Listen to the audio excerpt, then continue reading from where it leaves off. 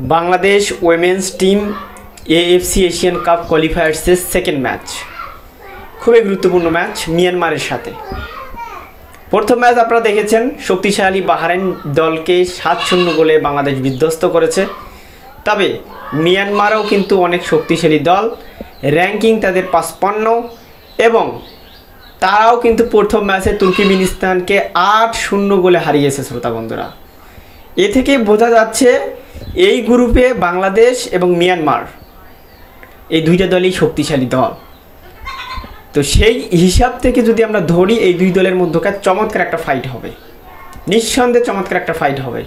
তো আমরা যদি প্রথম ম্যাচের ফরমেশন দেখি, বাংলাদেশের ফরমেশন হচ্ছে 4-3-3, আর ওদিকে মিয়ানমার খেলেছিল 4-2-3-1।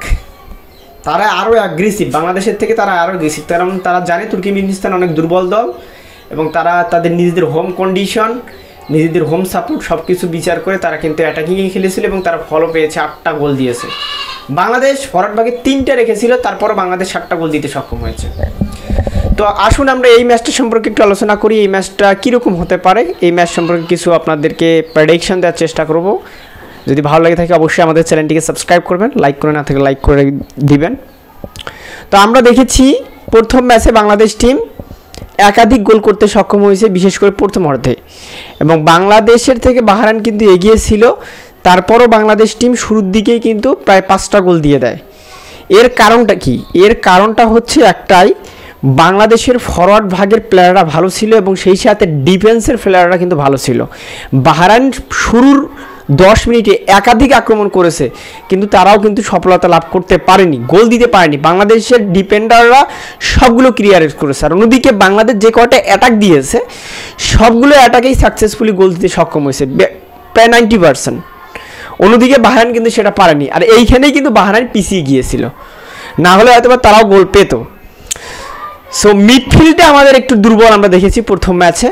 সো মিডফিল্ডে যদি আমাদের যে কোচ আছেন তিনি যদি সেখানে যদি অ্যানালিসিস করে সেখানে আরও যদি 2-1টা ভালো প্লেয়ার ইনক্লুড করতে পারে, তাহলে কিন্তু মিয়ানমারের সাথে আমাদের ফাইটটা 100তে 100 হবে।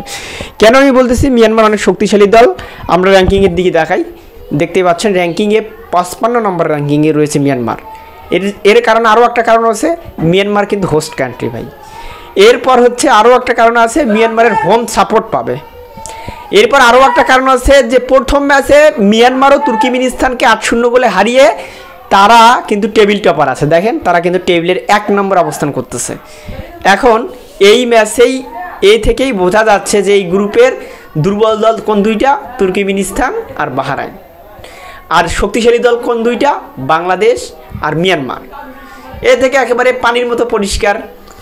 সো তাহলে বাংলাদেশ এবং মিয়ানমারের ম্যাচটাই অঘোষিত সেমিফাইনাল বলা যায়, কি বলা যায় না? দেখেন, মিয়ানমার যদি জয়লাভ করে তাহলে কিন্তু তার পরের ম্যাচটা তুর্কমেনিস্তানকে হারালেই মিয়ানমার চলে যাবে এএফসি এশিয়ান কাপের কোয়ালিফায়ার্সের মূল রাউন্ডে, অর্থাৎ কোয়ালিফায়ার্স তারা উঠতে যাবে।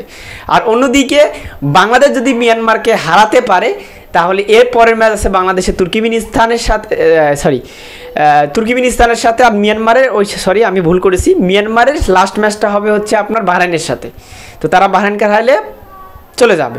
আর বাংলাদেশের আছে তুর্কমেনিস্তানের সাথে, সেখানে যদি বাংলাদেশ জয়লাভ করে তাহলে বাংলাদেশ চলে যাবে মূল রাউন্ডে, এএফসি এশিয়ান কাপের মূল রাউন্ডে। তাহলে বলাই যাচ্ছে যে বাংলাদেশ এবং মিয়ানমারের ম্যাচটা অঘোষিত সেমিফাইনাল, ঠিক আছে না? যারা জিতবে তারাই লাস্ট ম্যাচ জিতলেই কি চলে যাবে এএফসি এশিয়ান কাপের মূল পর্বে। তার মানে এই ম্যাচ জিতলেই পরের ম্যাচটা ফাইনাল হিসেবে গণ্য হবে। সো এই কারণে এই ম্যাচটা খুবই গুরুত্বপূর্ণ। তো বাংলাদেশ মোটামুটি অনেক ভালো ফর্মে রয়েছে, ভালো পারফরমেন্স দেখিয়েছে। এই পারফরমেন্স বাংলাদেশ যে অ্যাগ্রেসিভ মুডে খেলেছে, এইভাবেই যদি খেলতে পারে আমি আশাবাদী যে মিয়ানমারকেও আমরা হারাতে পারবো। আর একটা ব্যাপার আছে এখানে, যে মিয়ানমার তুর্কমেনিস্তানকে হারালে তুর্কমেনিস্তান কিন্তু মিয়ানমারের থেকে অনেক পিছিয়ে, প্রায় 141 তাদের র্যাঙ্কিং ওই দিকে। আর অন্যদিকে বাংলাদেশ যে হারিয়েছে 7টা গোল দিয়েছে সেটা বাহরাইনকে, বাহরাইনের র্যাঙ্কিং কিন্তু 92।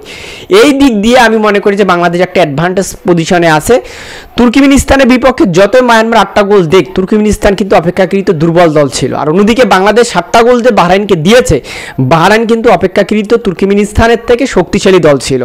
তো সেই হিসাব থেকে যদি আমরা বলি, এই গ্রুপের সবচেয়ে ভালো ফর্মে রয়েছে বর্তমানে বাংলাদেশ। তবে মিয়ানমার আমি আবারও বলতেছি, মিয়ানমার হোস্ট কান্ট্রি, তারা সব ফ্যাসিলিটিস কিন্তু সুবিধা নেওয়ার চেষ্টা করে। ভাই ঘরের মাটিতে সবাই ভাগা, আমিও ভাগা, আপনিও ভাগা, ঠিক আছে?